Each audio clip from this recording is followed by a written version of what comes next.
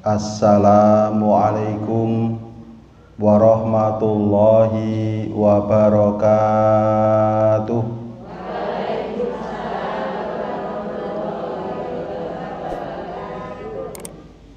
Alhamdulillahi wa syukru lillah, wassalatu wassalamu ala rasulillah Nabiyyina Muhammad ibni Abdillah wa ala alihi wa ashabihi wa mawalah, amma ba'du. Ibu-ibu jamaah pengajian Al-Mutmainnah rahimakumullah, yang mudah-mudahan ibu-ibu semuanya ini selalu dimuliakan, dirahmati dan diberkahi oleh Allah Subhanahu wa ta'ala.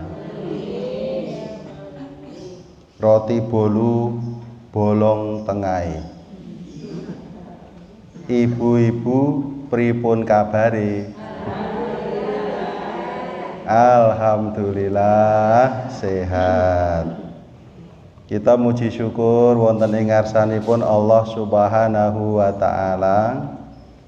Sore hari ini kita semuanya, ibu-ibu semuanya dalam keadaan sehat walafiat. Dan nikmat sehat itu bisa disyukuri dengan beramal sholih, yaitu menghadiri pengajian kita ini. Walaupun menunggu Pak Lukman beberapa lama, tapi tidaklah mengapa, toh akhirnya datang juga.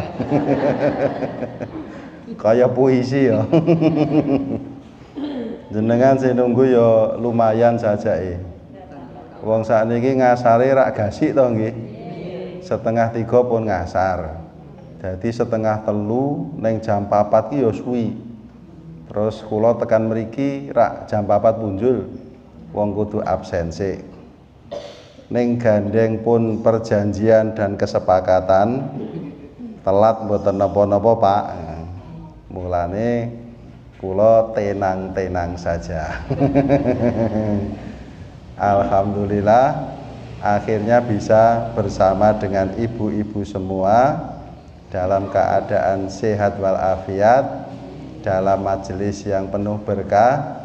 Allahumma amin. Ibu-ibu yang dirahmati Allah, kula ajeng bedheki panjenengan. Bedheki niku memberi tebak-tebakan. Tanggal 22 Oktober diperingati sebagai hari apa ibu-ibu? Pinter 100 ya. Tanggal 22 Oktober diperingati sebagai hari santri nasional, karena sudah ditetapkan oleh pemerintah melalui keputusan Presiden nomor 22 tahun 2015 bahwa tanggal 22 Oktober itu ditetapkan sebagai hari santri. Santri itu siapa? Santri itu yang mempunyai arti khusus adalah setiap orang Islam yang menuntut ilmu.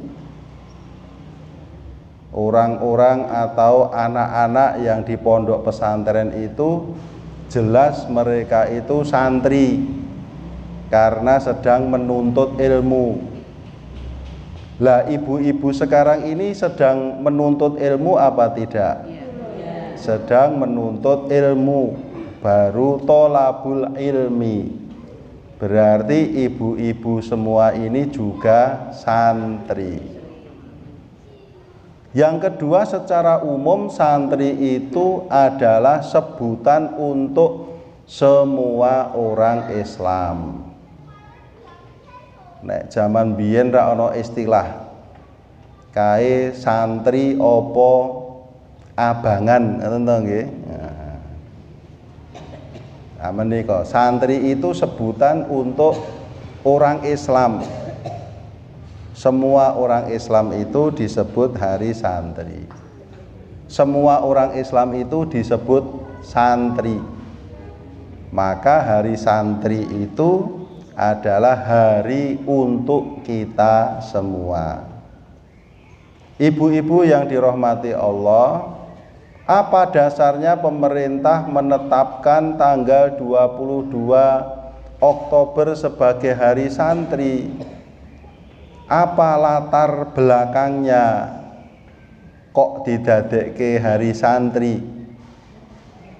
Pada tanggal 22 Oktober itu terjadi sebuah peristiwa bersejarah, yaitu fatwa resolusi jihad dari para ulama yang dipelopori oleh Kiai Haji Hasyim Asy'ari pada tanggal 22 Oktober 1945. Berarti sampun bar kemerdekaan. Merdekanya bulan Agustus, resolusi jihad itu dikumandangkan pada bulan Oktober, jarak 2 bulan setelah kemerdekaan. Loh, mengapa kok ada resolusi jihad? Karena bangsa Indonesia yang sudah menyatakan kemerdekaannya ternyata masih belum benar-benar merdeka dari penjajah asing. Ketika itu Jepang masih di Indonesia. Tentara Jepang belum pulang, walaupun sudah kalah perang dari sekutu. Tentara sekutu niku sinten, Pak? Ya, tentara Inggris dan kawan-kawannya. Jepang sudah kalah, maka kemudian tentara sekutu masuk ke Indonesia. Tujuannya untuk mengambil alih kekuasaan dan melucuti tentara Jepang. Tetapi jebulnya niku napa? Ternyata kedatangan tentara sekutu itu diboncengi oleh tentara Belanda, penjajahnya Indonesia yang paling lama, 350 tahun awake dhewe dijajah Londo niku. 350 tahun niku ra nggih pun wah wis tekan udeg-udeg gantung siwur nggih. Ora mung buyut ra mung cedhak nggih to. Niki jenengan ra pun wonten ingkang kagungan buyut to nggih. Nek buyut itu rak mung cedhak, lah nek wis adoh napa nika jenenge udeg-udeg gantung siwur niku to nggih. 350 tahun sudah generasi ke generasi. Ternyata Belanda ikut membonceng tentara sekutu dengan maksud untuk kembali menguasai Indonesia. Maka kemudian para ulama membuat fatwa resolusi jihad bahwa semua orang Islam wajib berjihad untuk membela tanah airnya dari penjajahan bangsa asing. Maka karena adanya resolusi jihad itu, semangat bangsa Indonesia dan umat Islam khususnya menyala-nyala. Mereka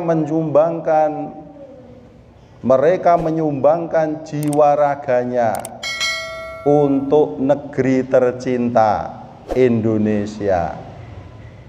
Dan peristiwa yang paling besar adalah pada tanggal 10 November 1945 yang kemudian diperingati sebagai Hari Pahlawan. Pinter.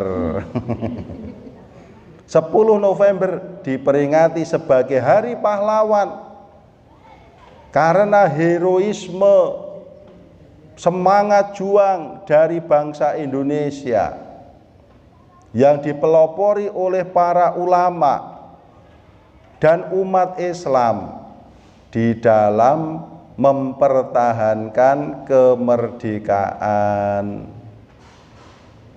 Menika sejarai Hari Santri. Bagi umat Islam yang namanya berjihad itu penting. Berjihad itu adalah hal yang mulia di dalam agama Islam. Umat Islam itu kalau diperangi wajib membalas.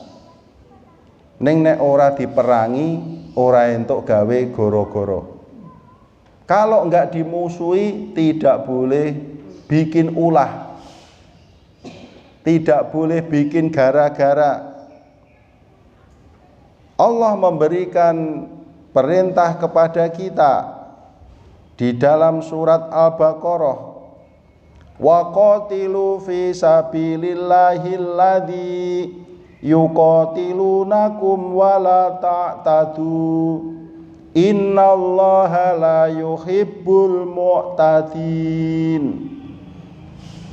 Dan perangilah di jalan Allah orang-orang yang memerangi kamu, tetapi janganlah kamu melampaui batas. Sesungguhnya Allah tidak menyukai orang-orang yang melampaui batas. Kalau umat Islam diperangi, maka wajib membalas. Ora mung meneng wae. Mengko ndak dikira kalahan. Nek mung meneng wae mengko rak dienggo bulan-bulanan to nggih Bu nggih. Awake dhewe kok ora salah disalah-salahke. Awake dhewe ora mbela. Iki engko dianggep salah tenan, ngoten to nggih. Kamangka ora salah. Ning disalah-salahke. Kan mboten pareng to nggih. Disalah-salah niku wong ana lagune kok wong kok ngene kok disalah-salahke. Oh banding-bandingke. Saing-saingke. Ya niku wah jenengan apa lagune niku. Ya, jadi orang Islam itu kalau dimulai harus berani. Kalau benar harus membela diri. Kalau kita benar, kita juga harus membela diri. Kalau kita disalahkan, kalau kita dikabarkan dan ternyata tidak sesuai, wong aku ora ngono kuwi kok, kita harus membela diri. Jenenge mengklarifikasi. Ya, kadang-kadang wong ki ya sok salah tampa barang. Rumangsane sing ngarani wis bener. Kamangka ora bener. Sing bener ora ngono kuwi, ngaten nggih. Ning kadung dikabar-kabarke. Faman ya'tada 'alaikum fa'tadu 'alaihi bimithli ma tada 'alaikum. Wattaqullaha wa'lamu annallaha ma'al muttaqin. Barang siapa yang menyerang kamu, maka seranglah ia seimbang dengan serangannya terhadapmu. Bertakwalah kepada Allah dan ketahuilah bahwa Allah bersama orang-orang yang bertakwa. Ini Umat Islam itu diminta untuk membela dan mempertahankan harga dirinya. Bangsa Indonesia kok dijajah oleh bangsa asing? Oh, itu menginjak-injak harga diri. Wong kene iki nggon-nggonku, lemah-lemahku, tempat nenek moyangku kok dikuasai oleh bangsa asing. Maka kemudian umat Islam bergerak dengan komando jihad dari para ulama. Ibu-ibu yang dirahmati Allah, terus awake dhewe sak menika jihad menapa? Wong wis ra ana perang. Tur umpama ana perang tenan apa ya jenengan wani maju perang. Nah, sekarang kita sudah tidak dalam suasana perang. Nah, jihad kita apa? Ternyata ada beberapa ladang jihad yang bisa kita kerjakan pada saat ini. Di antaranya satu adalah menuntut ilmu.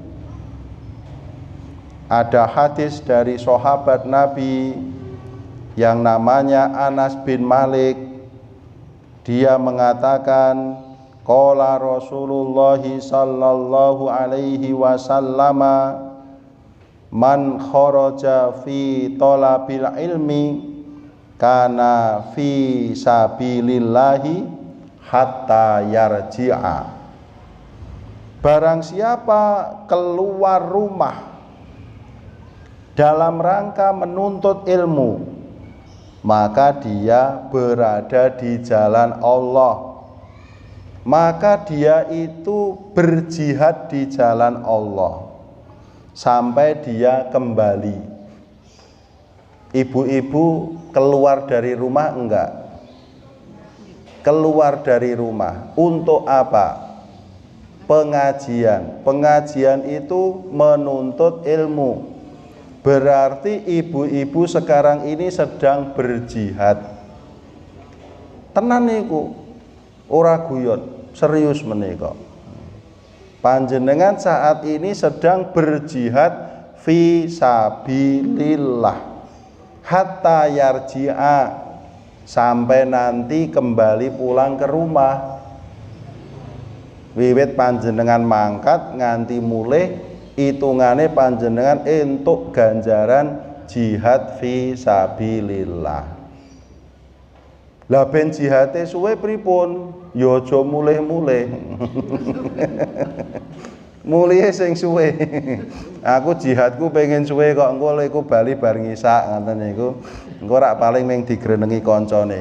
Kurang gawean kae ngoten nggih. Nah, panjenengan tindak wonten ing majelis taklim ini adalah jihad fi sabilillah. Fix, yakin, tenin. Ya, sudah tidak diragukan lagi. Panjenengan statusnya sekarang ini sedang berjihad fi sabilillah. Karena Islam itu menjadi hidup, di antaranya karena kegiatan ibu-ibu ini, karena pengajian ibu-ibu ini. Seandainya ibu-ibu ini tidak mengadakan pengajian, maka kampung Kliteren ini nyenyet, sepi dari kegiatan umat Islam. Terus orang bertanya-tanya, kene iki ana wong Islame apa ora to? Kok pengajian wae ra ono, ngoten nggih. Nah, ngaten. Tapi karena ibu-ibu ini pengajian, kelihatan syiarnya. Wah, itu para santri itu ya. Ibu-ibu itu yang menyemarakkan kegiatan keislaman di kampung Kliteren ini luar biasa. Maka oleh Nabi yang seperti ini disebut jihad. Salah satu bentuk jihad itu adalah menuntut ilmu. Yang kedua adalah berbakti kepada kedua orang tua. Ada hadis dari Abu Abbas Asy-Syair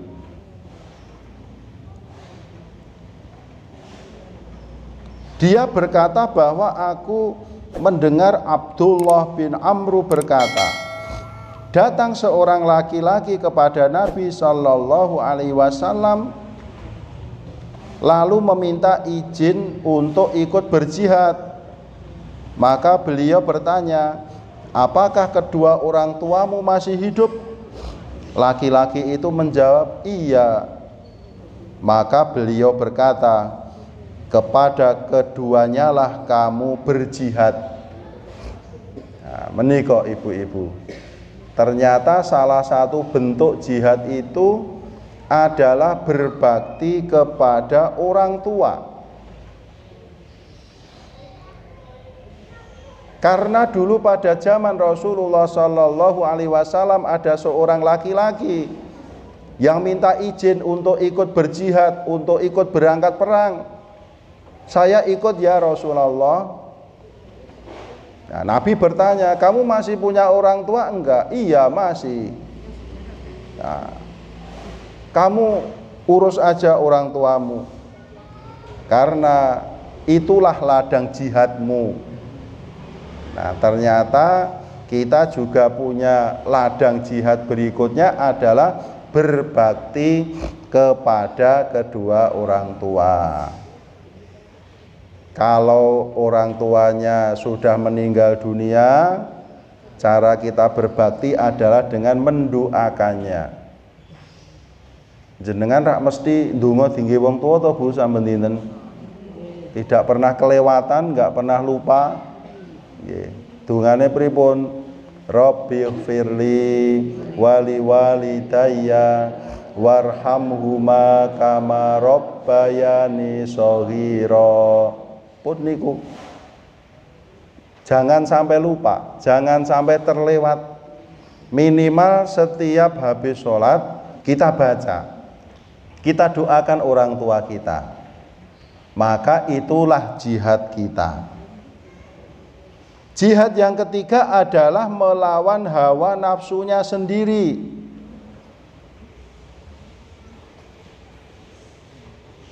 Ada hadis bahwa Amru bin Malik al-Jambi telah mendengar Fadhalah bin Ubaid menceritakan dari Rasulullah Sallallahu Alaihi Wasallam,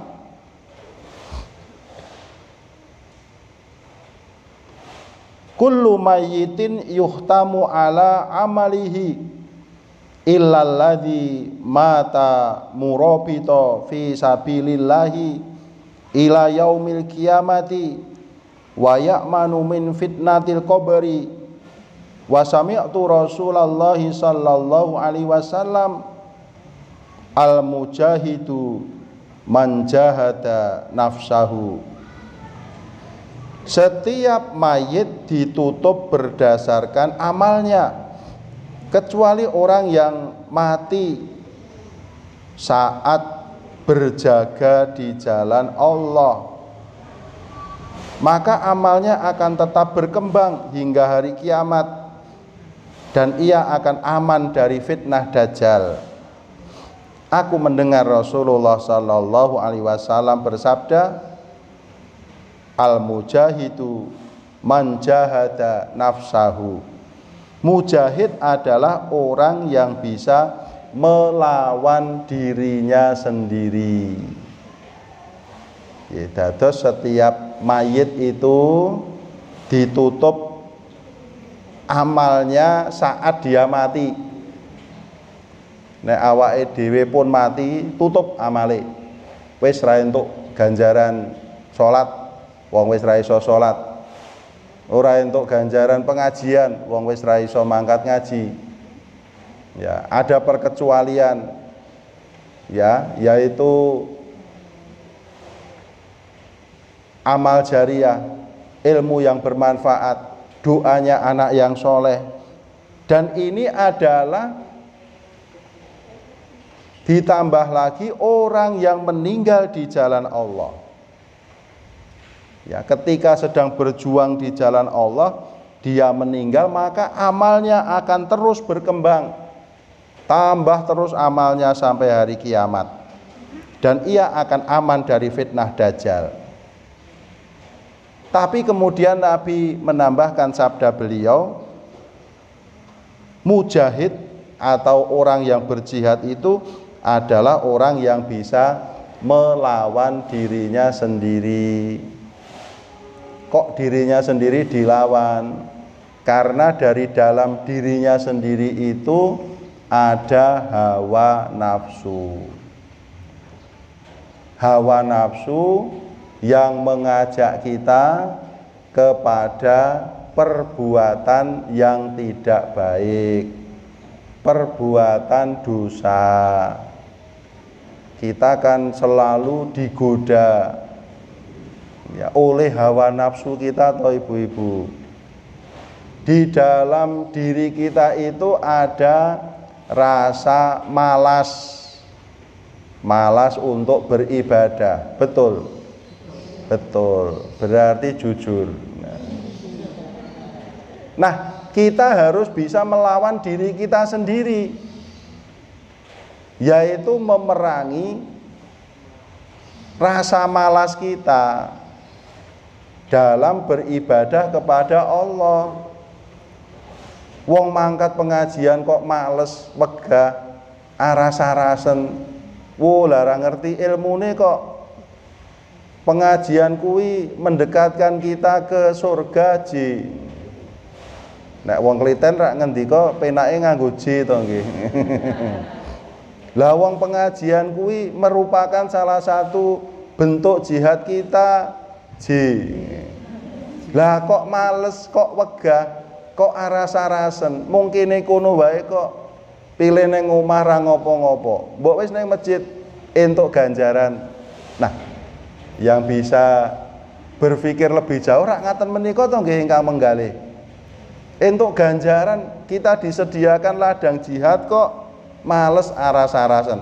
Ayo aja males. Niku awake dhewe melawan diri kita sendiri. Nek pas lagi males aras-arasen, ayo ojo males, mangkat, ngoten niku karo awake dhewe bae. Nek karo wong liya sok marake padu. Ngopo to kok ngoyak-oyak aku, mbok kono mangkat dhewe. Nah, kalau kepada orang lain kita mengajaknya dengan baik-baik. Nah, itulah bentuk-bentuk jihad yang bisa kita lakukan pada saat ini, menuntut ilmu, berbakti kepada orang tua, dan berjihad melawan hawa nafsu kita sendiri. Di antaranya adalah rasa malas untuk beribadah. Siap ibu-ibu? Insya Allah. Al-Fatihah. Alhamdulillahirabbil alamin. Mohon maaf semua kekhilafan. Wassalamualaikum warahmatullahi wabarakatuh.